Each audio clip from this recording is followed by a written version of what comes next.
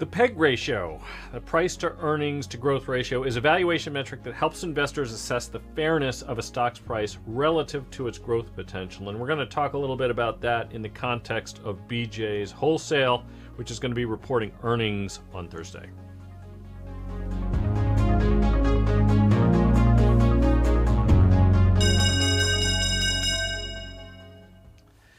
Hello, everybody, and welcome. I'm Mike Coe. Welcome to Open Mic, where we take your questions. Unfortunately, they're going to have to be fairly short today because I am also going to be on Fast Money on CNBC starting at 5 p.m. Eastern, and usually we connect a few minutes prior to that. So this will be shorter than the usual hour that I normally like to go. Therefore, I'm going to try to punch through this conversation that I have about BJ's Wholesale first. So building on the price to earnings ratio, by incorporating the expected earnings growth rate, you can get a more dynamic perspective on the valuation of a business. Very simply, the formula for calculating the PEG ratio is you take the PE ratio and you divide that by the earnings growth rate, where you express the earnings growth rate just as an absolute number rather than a percentage. So, for example, if you have price to earnings of 20, and you have a 20% growth rate, then that would result in a PEG ratio of 1. That, by the way, for what it's worth, would be quite an attractive price earnings to growth ratio. Those types of PEG ratios are pretty rare these days. In any case, the PEG ratio can be helpful when you're comparing two companies that have differing PE ratios and differing growth rates, as it helps you sort of provide a normalized view of the company's valuation. So consider BJ's Wholesale Club, which, as I mentioned, this Marlborough, Massachusetts-based company is going to be reporting earnings on Thursday. For those of you who are not familiar with BJ's doesn't actually operate in the area where we live, or if they do, I've never seen one. I think it's principally an East Coast and sort of some areas of the Midwest and South-based wholesale warehouse club that operates a little bit like Costco or a Sam's Club. About 70% of their revenues come from groceries. And to put things in perspective in terms of their scale, full year, their fiscal year ends at the end of January, but their full year revenues are forecast to be about $20.6 billion. Compare and contrast that with Sam's Club, which is a subsidiary of Walmart, which is probably going to do in the neighborhood of $90 billion, or something like Costco, which is going to do, and actually so Costco's fiscal year actually doesn't align perfectly, but I don't know that it matters so much as we compare these two, but Costco, well, Bloomberg Terminal is really speedy today since it doesn't seem to be willing to provide me an answer. Oh, and then, of course, as soon as I hit that button, it got to that screen and then switched. So we're probably looking at something in the neighborhood of $280 billion, right, for Costco for their over that same period of time. So, through January of next year. Now, I pulled up a chart here because I think this helps illustrate what I'm talking about. So what we have in dark blue is Costco's revenues by quarter over the last 5 years. And in light blue, we have the quarterly revenues of BJ's Wholesale. And one of the things I did, you'll notice, if you take a close look, I don't know if we can blow this up so you can really see, it looks like you can see this pretty clearly. The left axis represents the revenues for Costco, and the right axis represents the revenues for BJ's. Conveniently, one is very nearly 10 times the size of the other. That is Costco's revenues relative to BJ. And the reason that's convenient is then I can actually normalize this by creating a scale of similar magnitude. So you'll notice, for example, that the revenues that I'm depicting for Costco range, and this is quarterly revenues, not annual, range from the scale goes from 20 billion revenues up to 90 billion. And for BJ, it goes from 2 billion up to 9 billion. And the reason I did that is so that we could then add these sort of trend lines and get a sense of their relative growth to one another. Now, as it happens, these growth rates, and I talk a lot about growth rates as people who tune into this live stream know, that I generally favor being long stocks, don't short them too often. And an important thing to me is the pace of growth. As I often will say, the pace of growth for companies that we would like to invest in, we want them to exceed GDP growth, nominal GDP growth, because you want to make sure that it's growing as fast or faster than the economy is overall. We want it to be exceeding the pace of inflation. So real GDP growth, bear in mind, is going to be adjusted for inflation. And so we want to see growth rates that are greater than that. Now, that's true for both of these companies. So far, so good. All else equal, you have two businesses that essentially provide the same service, a warehouse membership style grocery experience. One has a larger footprint, that's Costco, it's substantially larger. It is growing faster. It is also servicing a more affluent customer base. Now, this is somewhat anecdotal, but my understanding is, because I don't shop at BJ's myself and because we don't have one nearby, that their demographic is a little bit more middle American, and whereas Costco actually skews affluent. And I have previously described, particularly when I was talking about the underperformance that we saw in companies like Dollar Tree and Dollar General, that the lower end demo is probably the one that's going to be a little bit more vulnerable. And the reason for that vulnerability is those are the consumers who are actually feeling the pinch. And though that pinch actually formally restricts their spending. If you have less money and your credit cards are maxed out, you simply cannot spend with impunity the way that people with unlimited checkbooks theoretically can. So, and I saw here that Michael Walter was just asking, what is a peg range that you would consider reasonable? So there's a little bit of context here. Part of what I'm doing is actually relating two different companies that in general are in the same business, have different rates of growth. And this is where it gets quite critical, right? And they have very, very different multiples. So to that end, one of the things I wanted to talk about was, and I don't know whether I have that on this one or let's see. I'm not sure if I put that in here. But just to put things into perspective, and let's just double check this right now. We might as well just sort of see where the multiples for these two businesses are as they currently stand, because I was looking at this over the course of the weekend, as I often do, in anticipation of this. So the price to forward earnings right now for Costco is 51.4 times forward earnings. And as we look at BJ, that number is 22.5. So considerably cheaper. And just to put things in perspective, the S&P is trading around 25 times. So BJ, which is growing 7% per year, has margins similar to those of Costco, is trading several turns cheaper than the S&P is.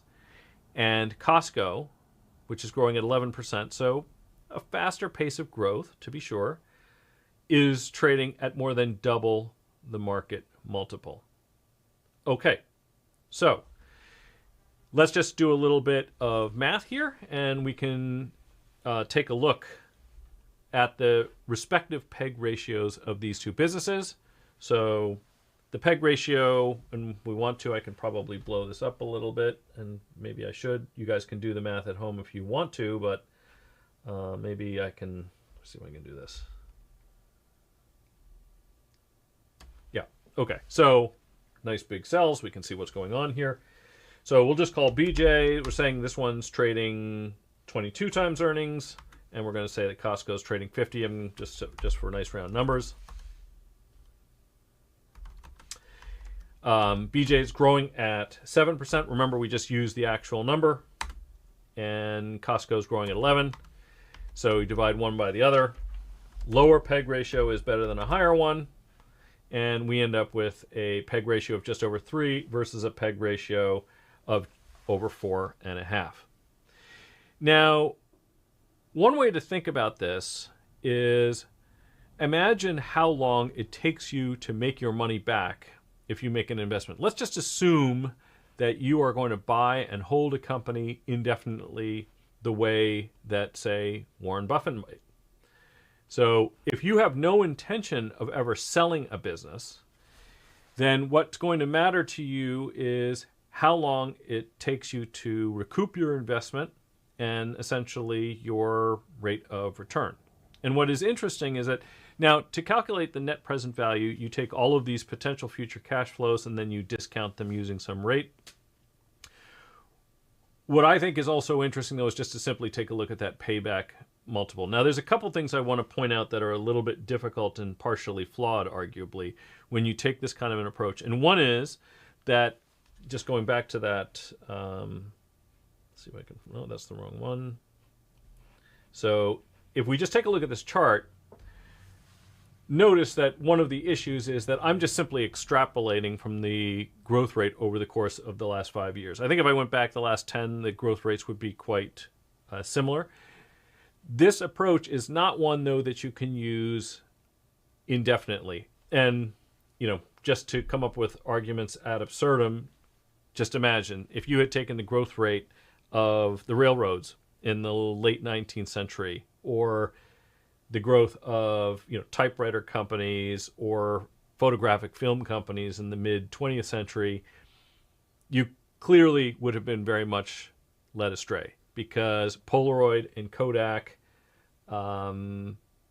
they experienced periods of exceptional growth. And in fact, Kodak was one of the Nifty 50 in 1970, I believe. And then ultimately it was displaced by newer technologies in much the same way that the railroads were for transportation, and, you know, what were once consistent and positive growth rates turned negative. But in this case, I think it's useful because what we're really trying to do is take a look at the valuation for two comparable businesses over the near term.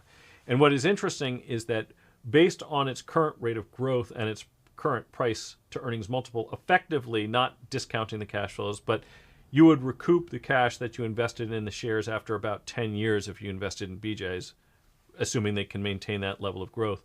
And it would take considerably longer, even net of the much higher growth rate that Costco enjoys, it would take considerably longer to recover that. Now, there's something else, which is that, of course, if BJ's is able to duplicate its larger competitors' success, then quite possibly maybe they start to keep pace. They do have some operational advantages. Costco depends largely on attracting customers to their stores because they get bulk discounts, but they do not take manufacturers' coupons. BJ's does.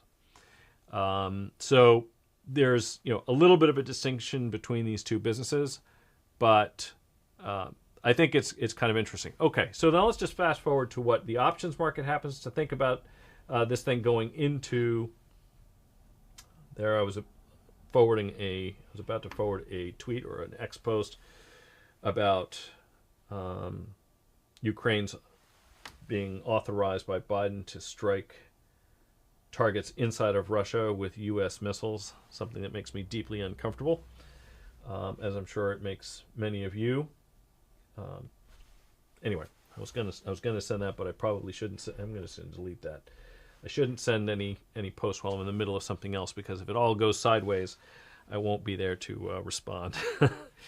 Okay, so BJ's, one of the things, this is not super actively traded from an options perspective, so they don't have weeklies.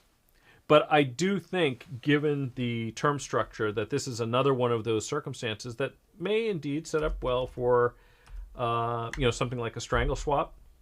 I think that I'm going to just show the term structure here. What lends some measure of support for the stock to the downside is the fact that the valuation is trading much lower than the market overall. So some bad news is clearly baked into the cake already, certainly much lower than their comps. It's cheaper than Walmart by a good bit, and obviously much less than, it's 40% of the multiple of Costco.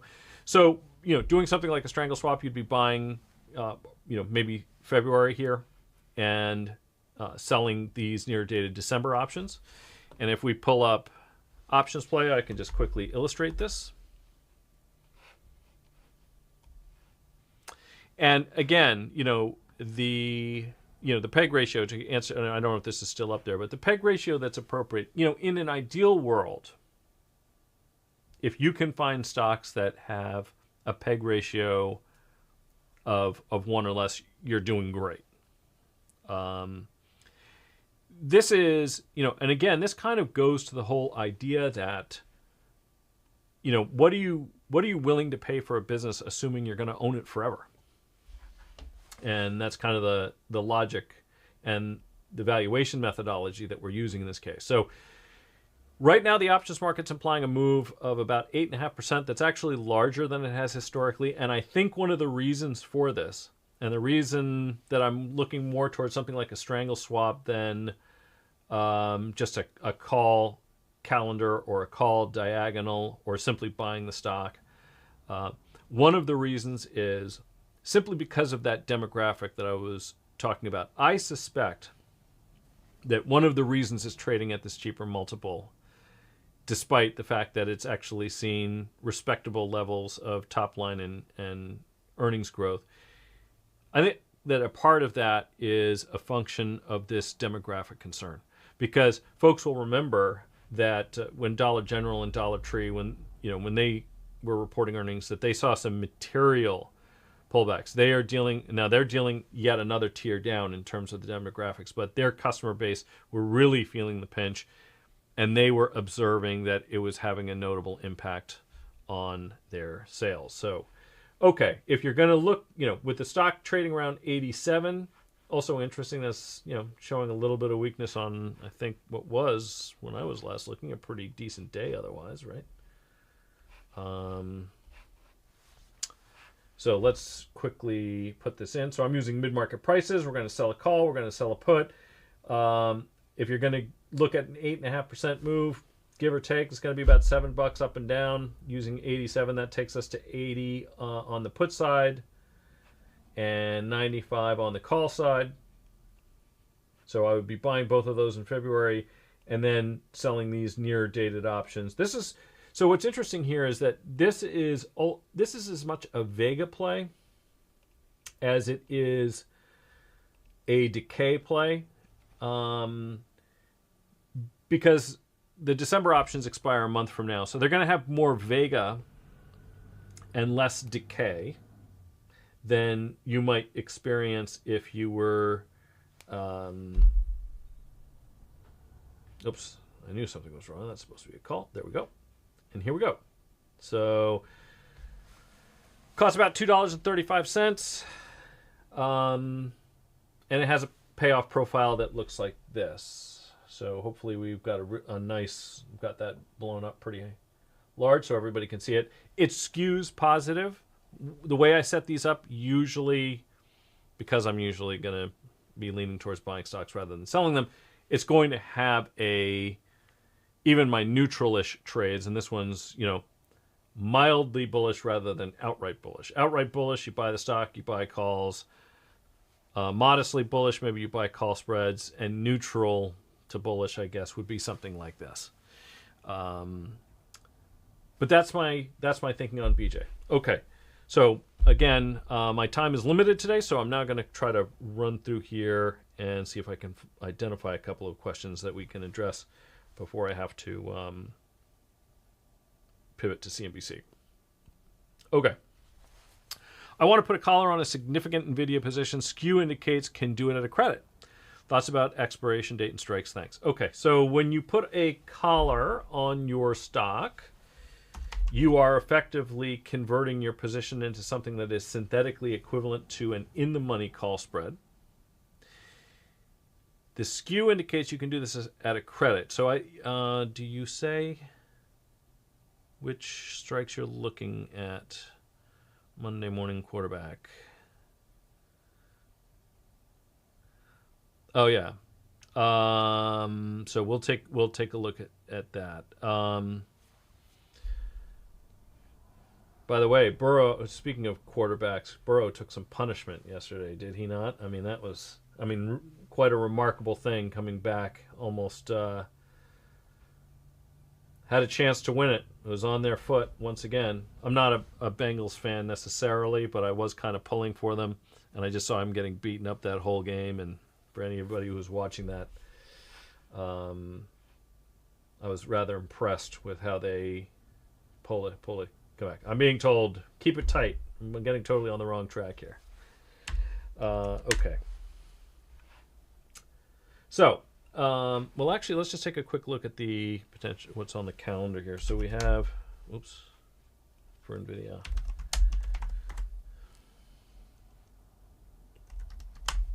So we have earnings, obviously. That's and what do we have after that? Just the X date on the 4th. Okay, so they don't have any other, I guess that's not that surprising. It's kind of a quiet period anyway. All right, so first things first. If your intent is to hedge the event, then keep the expiration tight. That's the first thing I would say. Secondly, I'm just going to take the stock position because that's what you have. So when you put on a collar, you are going to sell a call. You're going to buy a put. I would probably pick something a little bit near dated.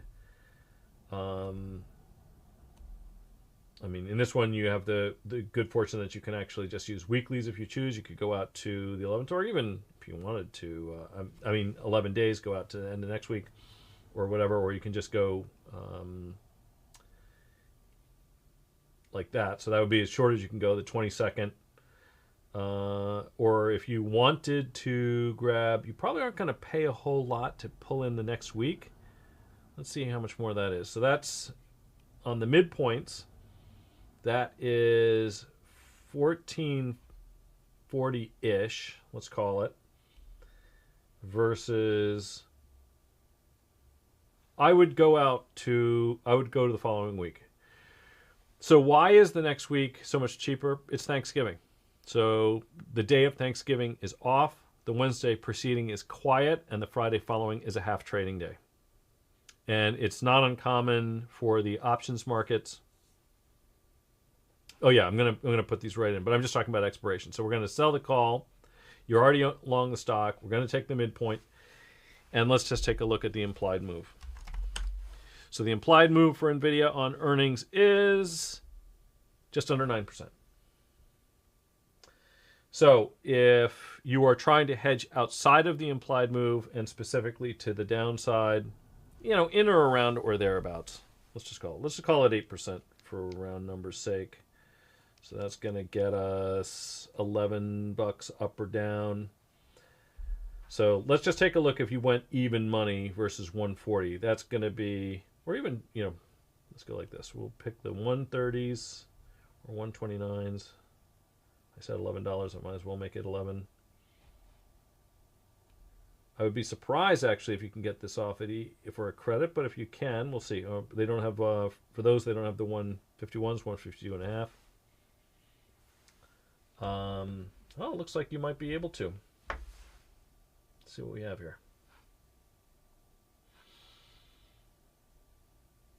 Okay. And just to put things in perspective, I'm going to get rid of this stock here so we can actually just see the net debit or credit. So you actually are going to be collecting a small credit. You would get protection down beyond $11 to the downside and have participation up 12.5 to the upside. So I think that would be fine, right? So here you go. that gets you done. That captures pretty much the implied move. You don't have any decay. You actually 34 cents. I mean, let's be honest. It's not like a real big positive carry trade. But look, it's better than nothing, right? They're 34 cents a share. But I think this would be a decent way to play it.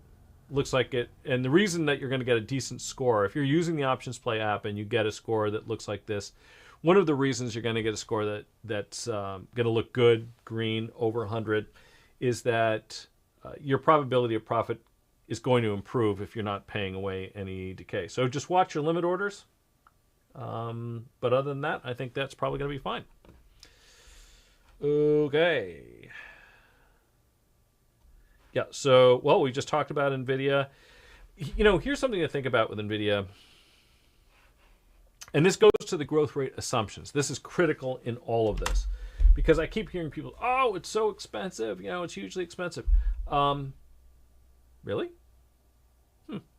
Well, let's examine that for a second. So this is, you may see here that this says, 2026 year. But this is really ending January 2026. So this is really full. If we think about it, this is really full year 2025 earnings if we think about it. $4.21 a share. 140 is the stock price. So if they're able to achieve the consensus, that's 33.25 times earnings. So forward PE of about 33. And the growth rate that would represent on an annual basis is 47. So you were looking for a good PEG ratio. That is 0.7. Remember, we said 1's really, really good. Well, 0.7 is really better than very, very good. But this goes to what I was saying before. You really have to think about those growth assumptions. How good are those growth assumptions? If NVIDIA tracks to consensus, it's actually growth at a very reasonable price. There is some question about whether they had some pinch points in terms of what they're actually going to be able to deliver. Can they actually deliver the units to live up to the growth rates that everybody's forecasting? That was one of the questions. And of course, if they can't, then that presents a little bit of a problem. But I don't think the company is valuation. It's a very valuable company. But that doesn't mean it's a very expensive one, if that makes sense. So, for those of you who own it, I rather like the strategy we just talked about, long stock with the collar. If you already have the stock position on, that's a good way to do it. Otherwise, call spreads, I think is reasonable. And I say call spreads because, we're getting into a more and more mature business. They are forecasting slower rates of growth than they had historically. So those huge blow the doors off kinds of numbers are probably less likely. So an 8.5%, 9% upside move over the course of the week or two that follows doesn't seem unreasonable to me. Okay, Palantir, how to trade options on a stock with a parabolic move. I had a very large position in Palantir and sold it at 28 for a good profit. Yeah, so this is one of those cases where, whether or not it makes sense to use calls or call spreads is going to depend on this. What is this? This is the relationship between how expensive options are and how volatile the stock actually is. So in this particular case, this is in white. This is the price in implied volatility terms of 3-month options, and in orange is the actual realized volatility of the underlying stock over 60 days. Arguably, we can match these, make it 90 like that. Well, yes, are options expensive? They are. Are they unwarrantedly expensive? Well, the answer to that is clearly no. We can actually see that they're very reasonably priced. If we take a look at the spread, yep, I'm hearing that I'm almost done because I'm going to be getting my CNBC call any minute. But this is very reasonable. Still, if I was going to go for short-term bets and you're more interested in trying to, define your risk, and also don't forget that there's 2 reasons that you would want to use a spread rather than just an outright. One of the reasons is because outright options are overpriced. That's not the case here. Stock's really moving around. The other reason is because maybe your own personal view doesn't see a move quite as pronounced. So if you're going to try to make a bullish bet and you want to have a lower break even, that's when you would go about using a spread, right? What's another reason to use a spread, just very quickly? And again, I apologize because I'm going to have to cut this off any second.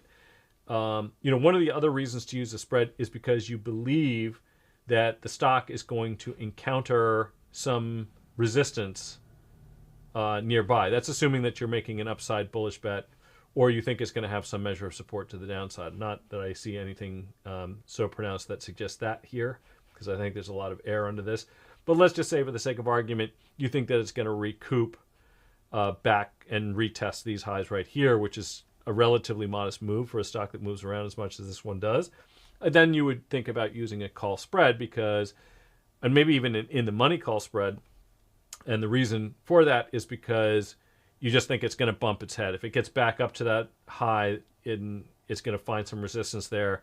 You're selling off that upside, not because the thing's not moving around. The thing moved $4.50 today.